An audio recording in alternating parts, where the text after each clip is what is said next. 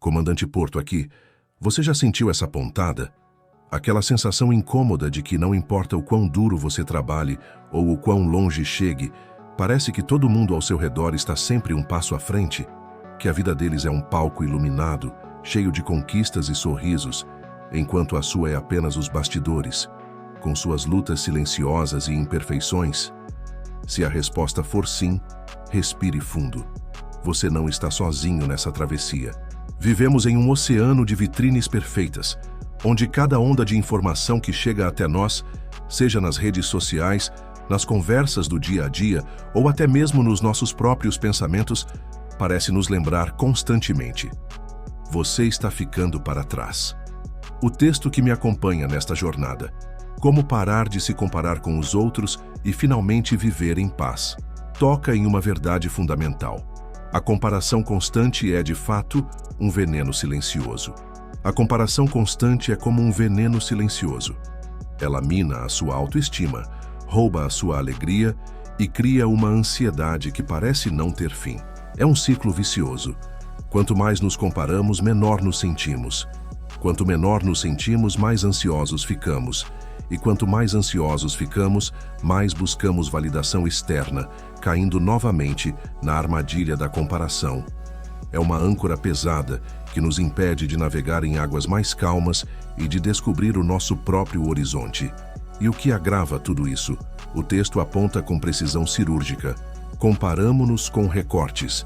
Você vê o palco do outro, mas esquece que só você conhece os bastidores da sua vida. Essa é a essência da ilusão. Vemos a ponta do iceberg, o resultado final, a versão editada e filtrada da vida de alguém. E a comparamos com a totalidade da nossa própria existência, com todas as nossas dúvidas, medos, falhas e recomeços. É uma comparação injusta, baseada em dados incompletos e distorcidos. A psicologia nos ajuda a entender por que caímos nessa armadilha. Carl Jung, com sua profunda exploração da psique humana, falava sobre a persona, a máscara social que usamos para interagir com o mundo. Essa persona é muitas vezes construída com base no que achamos que os outros esperam de nós, ou no que vemos nos palcos alheios. A comparação constante alimenta essa persona, nos afastando do nosso verdadeiro self, da nossa totalidade interior, incluindo a nossa sombra, os aspectos de nós mesmos que preferimos esconder ou ignorar. Quando nos comparamos, estamos frequentemente comparando a persona do outro com a nossa própria sombra, ou com a nossa versão mais crua e vulnerável. Brené Brown, em suas pesquisas sobre vulnerabilidade, coragem e vergonha, também ilumina esse caminho. Ela nos mostra que a comparação é um dos principais combustíveis da vergonha. Aquela sensação dolorosa de não sermos bons o suficiente. A vergonha nos isola, nos faz acreditar que somos os únicos a sentir certas coisas ou a passar por certas dificuldades.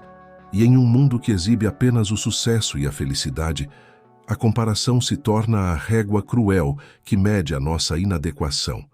Para Brown, a cura passa pela vulnerabilidade, pela coragem de sermos vistos como realmente somos, imperfeitos e tudo.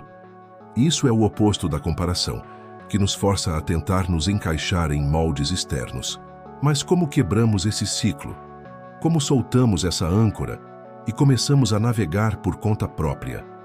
A resposta não está em parar de olhar para os outros, mas em mudar a forma como olhamos para nós mesmos e para o mundo.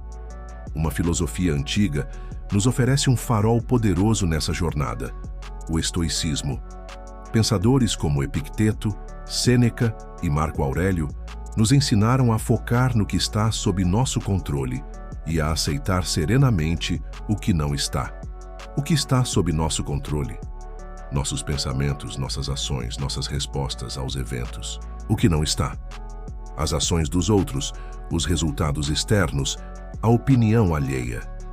A comparação é, por definição, focar no que não está sob nosso controle. A vida, as conquistas, o palco do outro.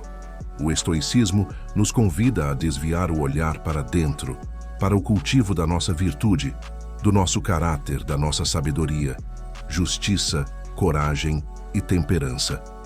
Essas são as únicas métricas de sucesso que realmente importam, porque dependem exclusivamente de nós.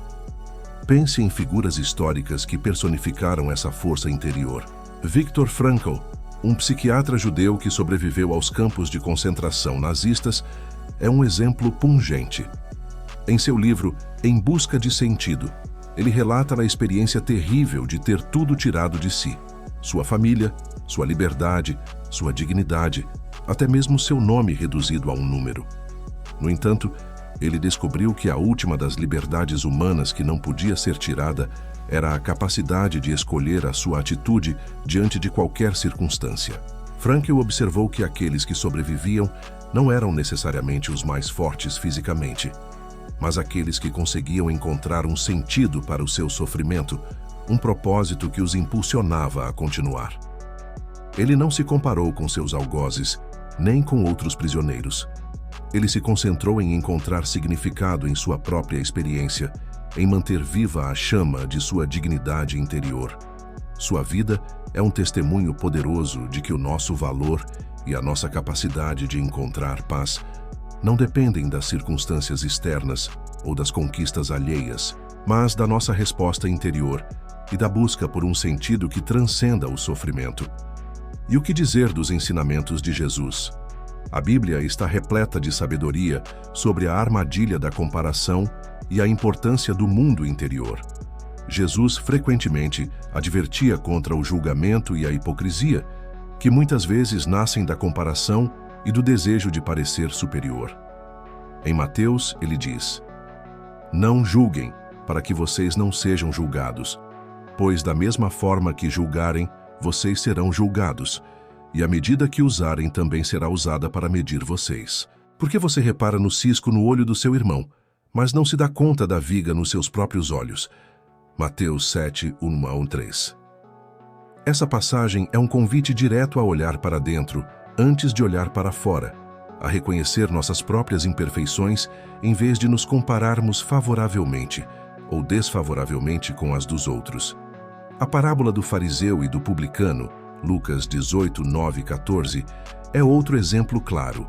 O fariseu se compara com o publicano, agradecendo a Deus por não ser como os outros homens, ladrões, corruptos, adúlteros, nem mesmo como este publicano. Ele se sente justificado por suas obras externas. O publicano, por outro lado, reconhece sua própria falha e pede misericórdia. Jesus conclui dizendo que o publicano, e não o fariseu, voltou para casa justificado, pois quem se exalta será humilhado, e quem se humilha será exaltado. A verdadeira justiça e valor, segundo Jesus, não vem da comparação externa ou da exibição de virtudes, mas da humildade e do reconhecimento da nossa dependência de Deus. Jesus também nos ensinou a não nos preocuparmos excessivamente com as coisas materiais ou com o futuro, que são fontes comuns de comparação e ansiedade. Em Mateus, ele nos encoraja: "Observem as aves do céu, não semeiam, nem colhem, nem armazenam em celeiros. Contudo, o Pai Celestial as alimenta. Não têm vocês muito mais valor do que elas? Quem de vocês, por mais que se preocupe, pode acrescentar uma única hora à sua vida? Busquem, pois, em primeiro lugar, o reino de Deus e a sua justiça, e todas essas coisas lhes serão acrescentadas."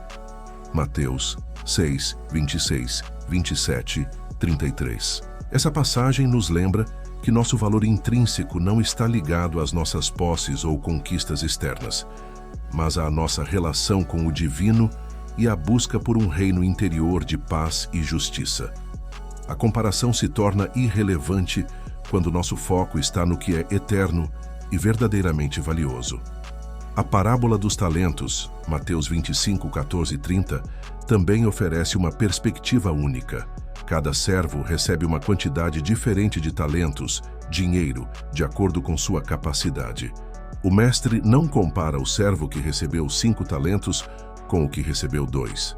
Ele elogia ambos por terem sido fiéis com o que lhes foi dado, dobrando seus talentos. A lição aqui não é sobre ter mais ou menos que o outro, mas sobre ser fiel e diligente com os dons e recursos que você recebeu. A comparação com o que o outro recebeu ou conquistou perde o sentido. O que importa é como você usa o que está em suas mãos. Então, Como aplicamos toda essa sabedoria em nossa vida diária para parar de nos comparar e encontrar a paz que tanto buscamos? O texto original nos dá 3 chaves, e agora podemos aprofundá-las com as lentes do estoicismo, da psicologia e dos ensinamentos de Jesus. Substitua a comparação pela curiosidade. O texto pergunta, em vez de "por que ele conseguiu e eu não?", pergunte, "o que posso aprender com isso?". Isso é um convite a mudar a nossa atitude interior, nosso controle estoico. Em vez de sentir inveja ou inadequação, emoções que não nos servem, podemos cultivar a curiosidade e a admiração. Como essa pessoa alcançou isso? Que passos ela deu? Há algo em sua jornada que ressoa comigo ou que posso adaptar à minha própria? Isso transforma a energia negativa da comparação em energia positiva de aprendizado e crescimento. É reconhecer o palco do outro não como uma ameaça, mas como uma possível fonte de inspiração, sem perder de vista que o caminho dele não é o seu. Crie metas que te respeitem. O texto afirma, a sua linha de chegada não é a mesma de mais ninguém. Honre o seu tempo, o seu ritmo, a sua história. Isso ecoa a sabedoria de Viktor Frankl sobre encontrar seu próprio sentido e a ênfase estoica em definir seus próprios valores e objetivos internos, independentemente das pressões externas. Suas metas devem ser um reflexo do seu propósito, dos seus valores, dos seus dons únicos, seus talentos na parábola de Jesus. Elas não devem ser ditadas pelo que a sociedade valoriza no momento, ou pelo que seus amigos estão conquistando. Definir metas autênticas é um ato de coragem e autoconhecimento, um passo fundamental para construir uma vida que faça sentido para você e não para os outros. Alimente o seu mundo interior.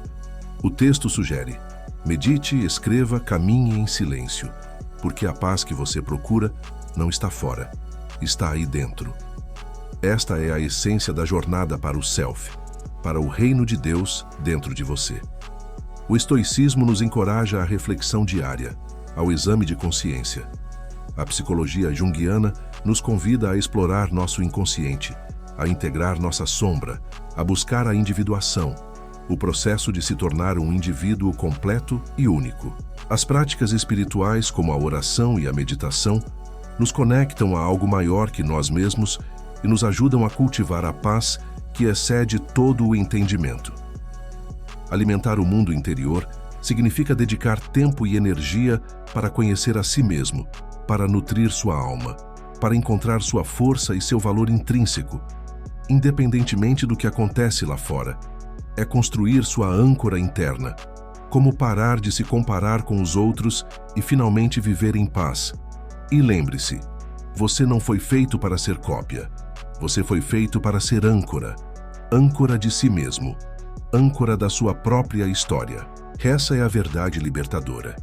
Você não está aqui para replicar o caminho de ninguém. Sua jornada é única, com seus próprios desafios, suas próprias vitórias, seu próprio ritmo. Sua força não vem de se encaixar em um molde externo, mas de se aprofundar em quem você realmente é, de se tornar a âncora da sua própria vida. No momento em que você soltar a necessidade de vencer o outro, de se medir pela régua alheia, você começa a vencer na única corrida que importa, a de ser você. É uma corrida sem linha de chegada externa, onde cada passo em direção à autenticidade é uma vitória em si mesma. É encontrar a paz não na ausência de desafios, mas na presença de si mesmo, firme e ancorado em seu próprio valor.